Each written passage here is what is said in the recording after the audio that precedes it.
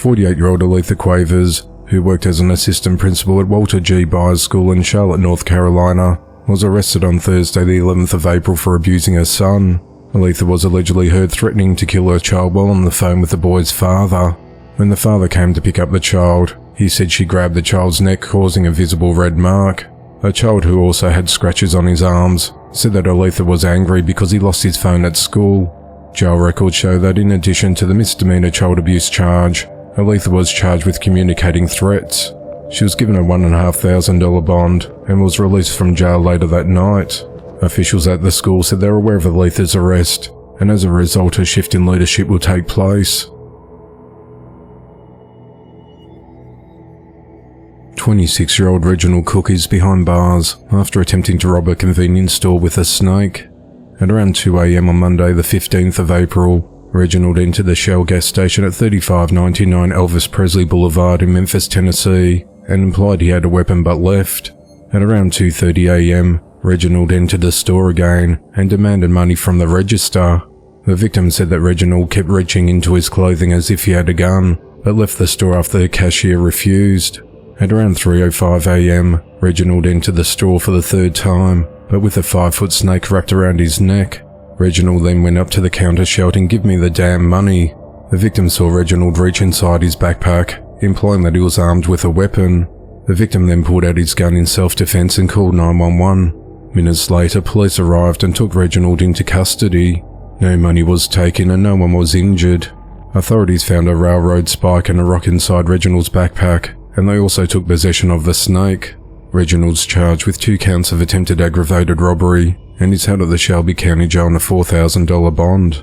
The investigation into the matter continues.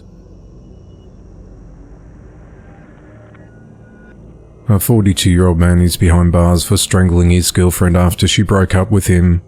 At around 2:30 p.m. on Sunday the 14th of April, authorities responded to a home in the 32,000 block of Ebony Road in Los Fresno, Texas after a neighbor heard a woman shouting for help. Deputies made contact with a 53-year-old victim at the scene who showed visible signs of assault. The victim told investigators that she broke up with 42-year-old Rolando Juarez after they'd been together for 4 years. Rolando became upset and allegedly hit the woman in the face while they were driving to his home. The victim told deputies that once they got to his house, Rolando strangled her. Rolando tried to retrieve the woman's cell phone from her back pocket and ended up pushing her to the ground as a result. She said Rolando pushed her head into the ground, which injured her forehead. The victim requested to file criminal charges. Rolando was arrested and charged with assault impeding breath and circulation. He remains held at the Cameron County Jail on a $20,000 bond. The investigation into the matter continues. 3 people are behind bars in connection to the death of a newborn boy last year. He was a product of incest. At around 7:30 p.m. on the 1st of March 2023, Harrison Memorial Hospital's emergency room in Cynthiana, Kentucky, called Pendleton County dispatchers about conducting a welfare check at her home, where they believed a baby boy was in distress. The newborn's mother, 28-year-old Kimberly Shepard, had come to the hospital claiming she had suffered a miscarriage. Hospital staff contacted authorities as they believed the infant had been left behind.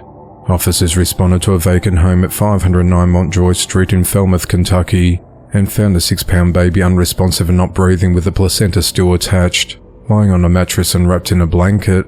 The baby boy was rushed to the hospital, but was pronounced dead on arrival. A DNA test which was completed after 9 months confirmed that Kimberly's uncle, 62-year-old Alan Newkirk, fathered her late son. Authorities said that Kimberly admitted that her uncle impregnated her and she hid the pregnancy. After giving birth, her grandfather, 82-year-old Billy Shepard, took her to the hospital. She told her grandfather she miscarried and the baby was dead. Authorities said that Billy did not check on the baby or contact anyone. Authorities said that the baby's cause of death was unable to be determined. On the 10th of April 2024, authorities arrested the trio. Ellen's charged with incest and remains jailed at the Pendleton County Jail on a $20,000 bond. Billy's charged with abuse of a corpse and is free on a $5,000 bond. Kimberly's charged with incest, abuse of a corpse and concealing a birth. She's free on a $20,000 bond. The investigation into the matter continues.